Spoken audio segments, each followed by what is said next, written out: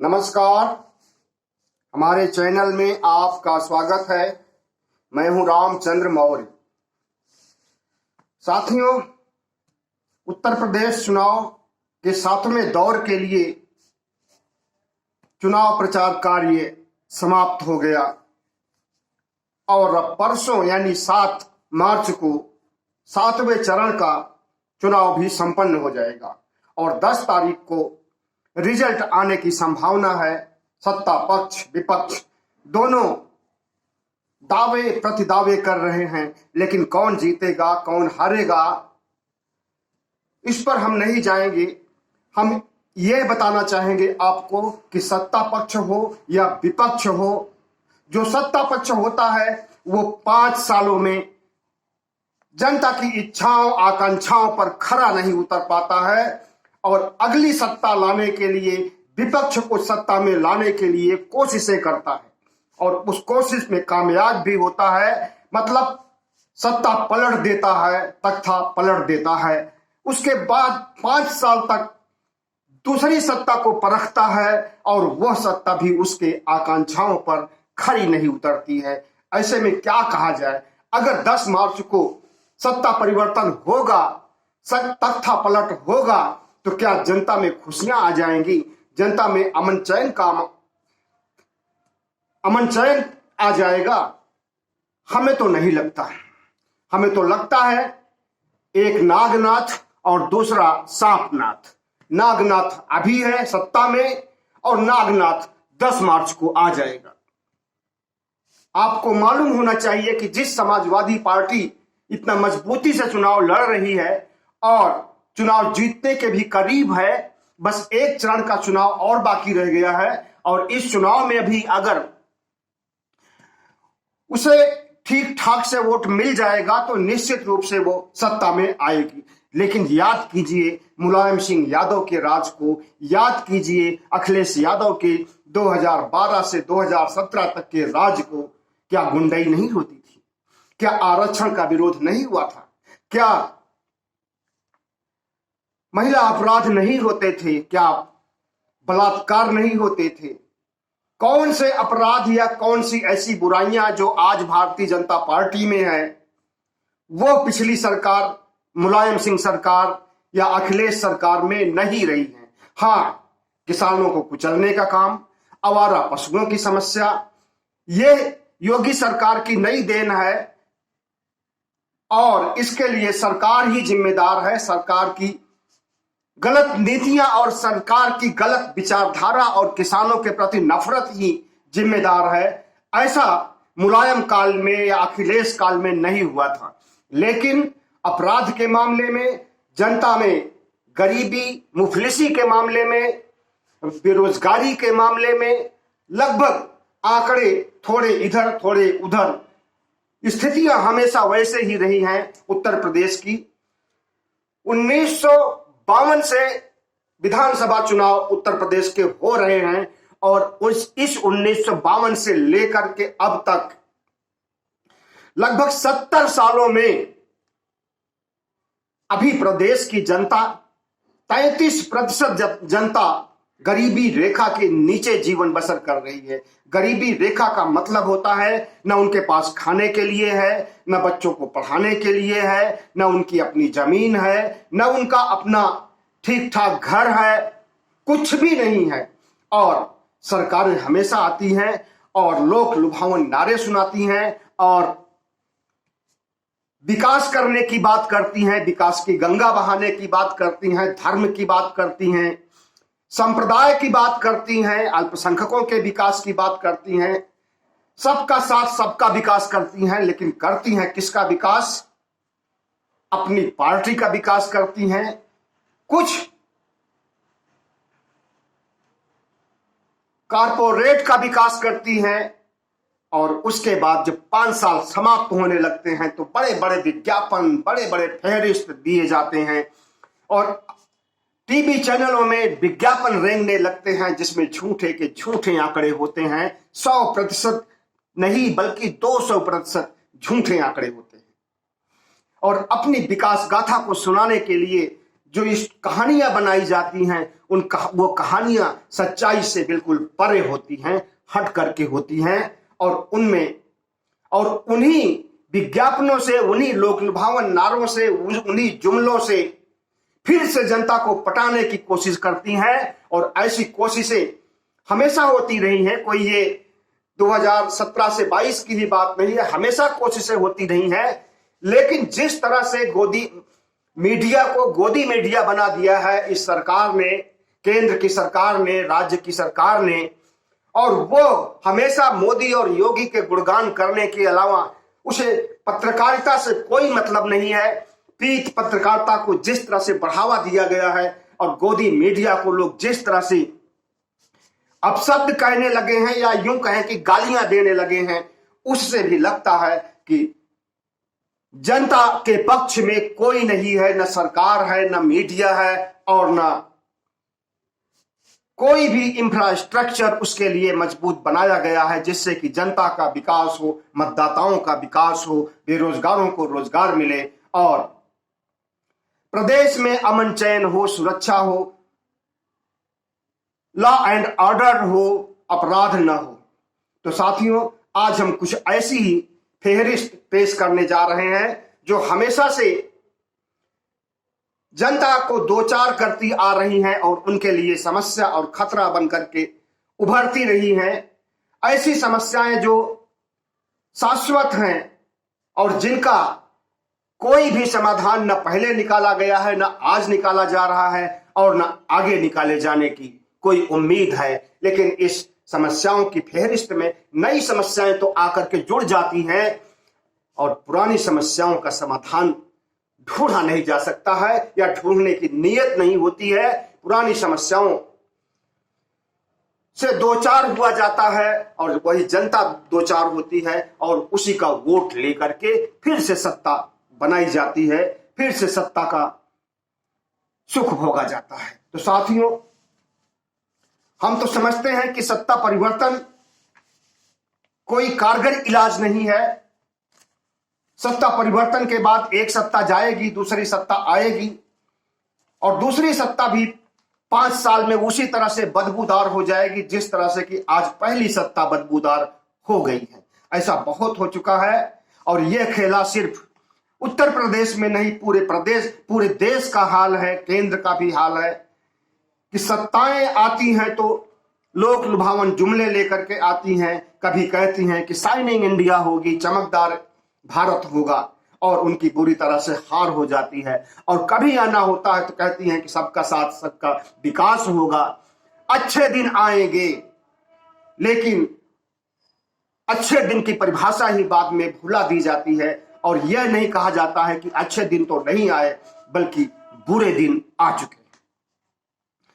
तो सत्ता परिवर्तन की जगह अगर व्यवस्था परिवर्तन की बात की जाए तो ये बात समझ में आती है, और सत्ता परिवर्तन का मतलब होता है राजनीतिक व्यवस्था का परिवर्तन।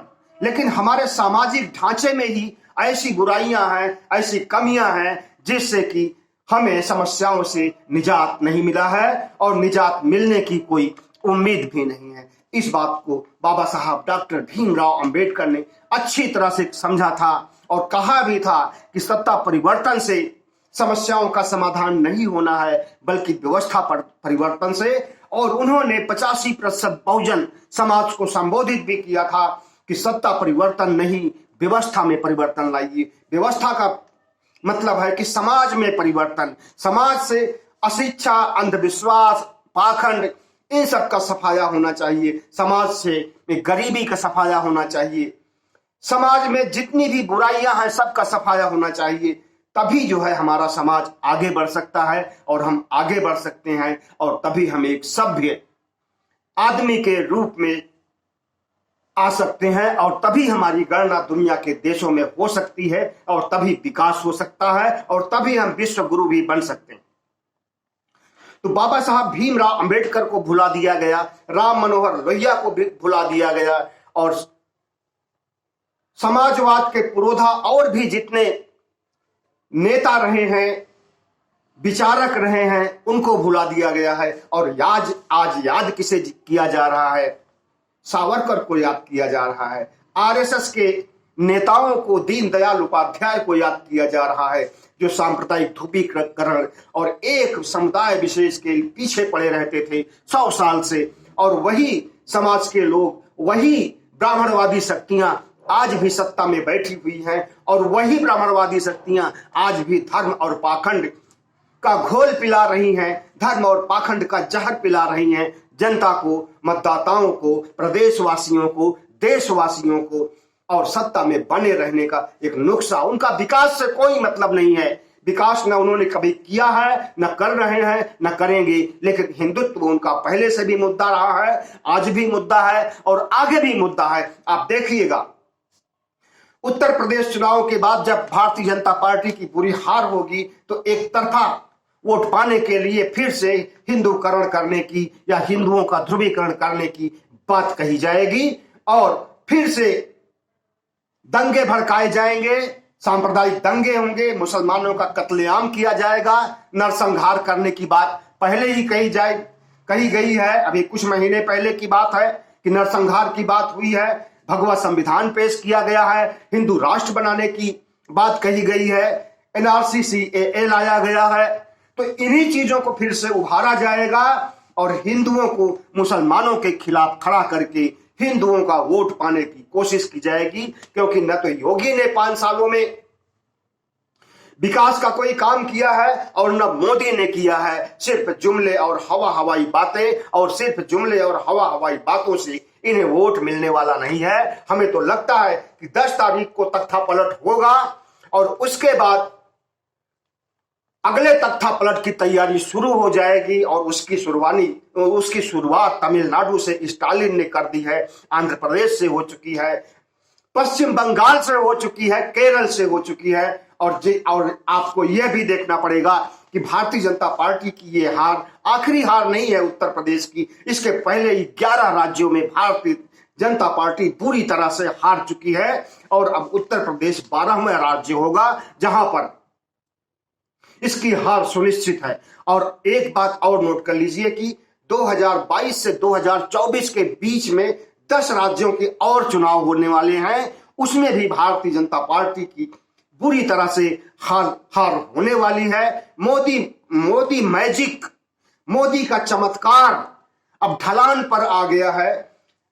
ऊंचाइयों पर जितना चढ़ना था चढ़ चुका है, ढलान पर आ गया है, ढलान से नीचे जा रहा है, और एक दिन वो खाई में जाकर के तब्दील हो जाएगा, जिस समय भारतीय जनता पार्टी के पास न तो प्रदेश की कोई सरकार होगी और न केंद्र की सरकार उसके हाथ में होगी, क्योंकि उसका चाल चरित्र चेहरा देश के मतदाताओं को अच्छी तरह से समझ में आ गया है, और इसी चाल चरित्र चेहरे के आधार पर अब उसका मूल्यांकन किया जाने लगा है। प्रधानमंत्री मोदी को डमरू वाला मोदी कहा गया है 2 दिनों में, जब से उन्होंने अभी डमरू बजाया है। तो डमरू बजा करके खेला करने या डमरू बजा करके बाजीगरी दिखाने, जिस तरह से गांव में डमरू बजा करके बंदर नचाने लोग आते हैं, उसी तरह से प्रधानमंत्री मोदी डमरू बजा करके देशवासियों को बंदर समझ रहे हैं और इन्हें नचा रहे हैं।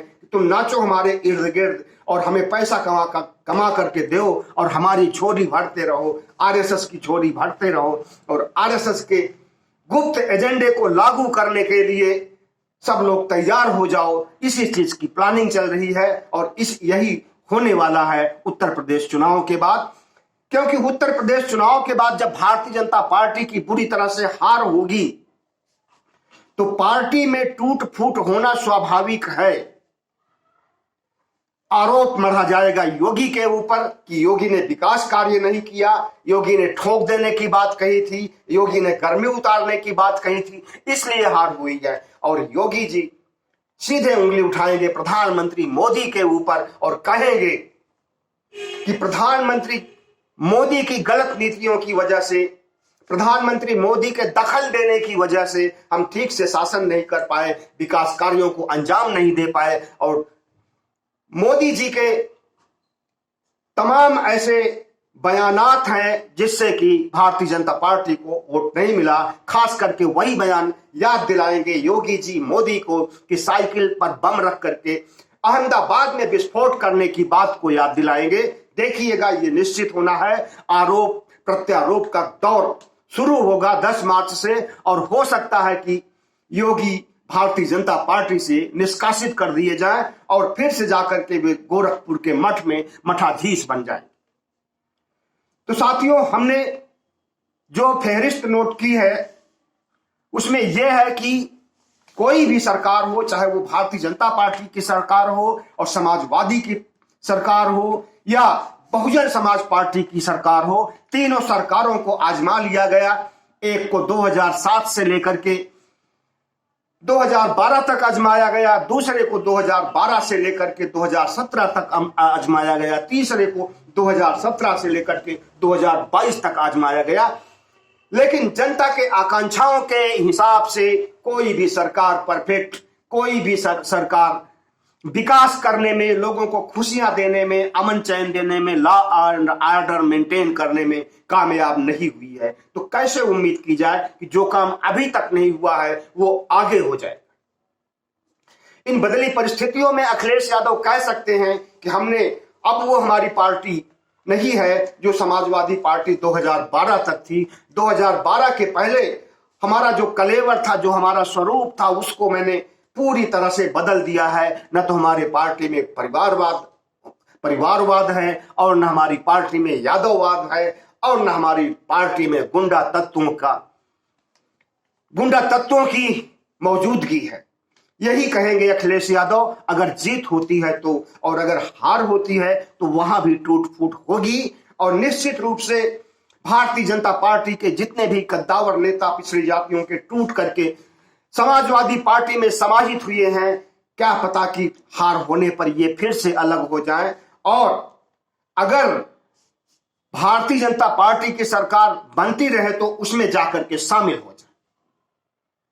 इस तरह से हमें राजनेताओं के चरित्र पर, राजनेताओं के वादे पर और राजनेताओं के लोक लुभावन नारों पर और उनके जुमलों पर हमें नहीं जाना चाहिए, बल्कि हमें यह देखना चाहिए कि कौन सी सत्ता हमारे पक्ष में है, कौन सी सत्ता हमारे पीछे खड़ी है, कौन सी सत्ता हमारा कल्याण कर सकती है। लेकिन अफसोस इस बात की कि तीनों को आजमा लिया गया और तीनों में से एक भी खरा नहीं उतरा है। लेकिन इन तीनों में जो एक कम दागी होगा, कम अपराधी होगा, कम जुमलेबाज होगा और कम धोखा देने वाला होगा, उसको तो चुनना ही पड़ेगा। क्योंकि उत्तर प्रदेश की सियासत में इन तीन पार्टियों के अलावा अगर चौथी पार्टी कांग्रेस है तो वो बिल्कुल जीरो पर है। कुछ प्रतिशत, 5%, 6% वोट पाने वाली पार्टी को पार्टी नहीं कहा जा सकता है। इससे ज्यादा वोट तो निर्दलीय ला लेते हैं।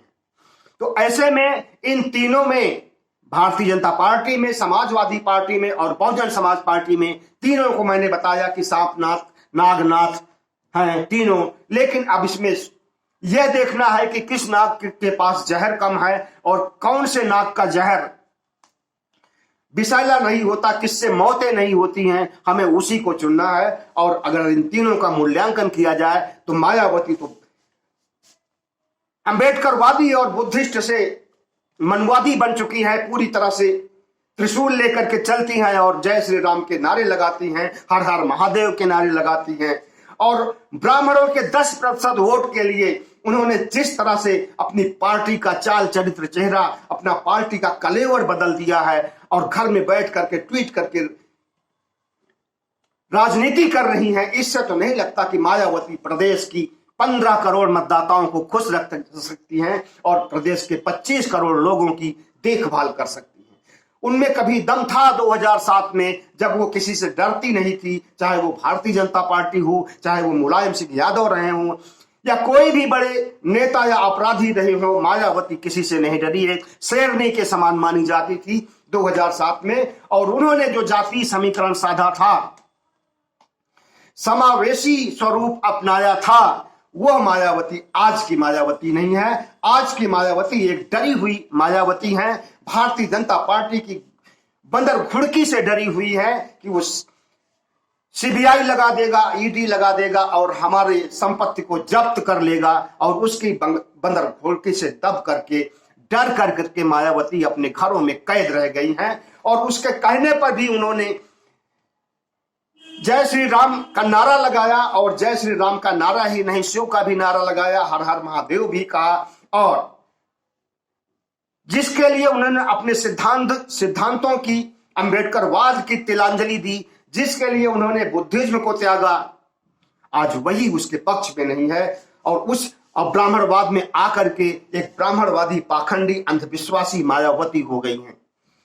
और 10% ब्राह्मणों के वोट के लिए उन्होंने ऐसा किया है, लेकिन भारतीय जनता पार्टी ने उनके ब्राह्मणवाद को नहीं चलने दिया, उन्हें मुस्लिम बना दिया, मुस्लिम की पार्टी बना दिया।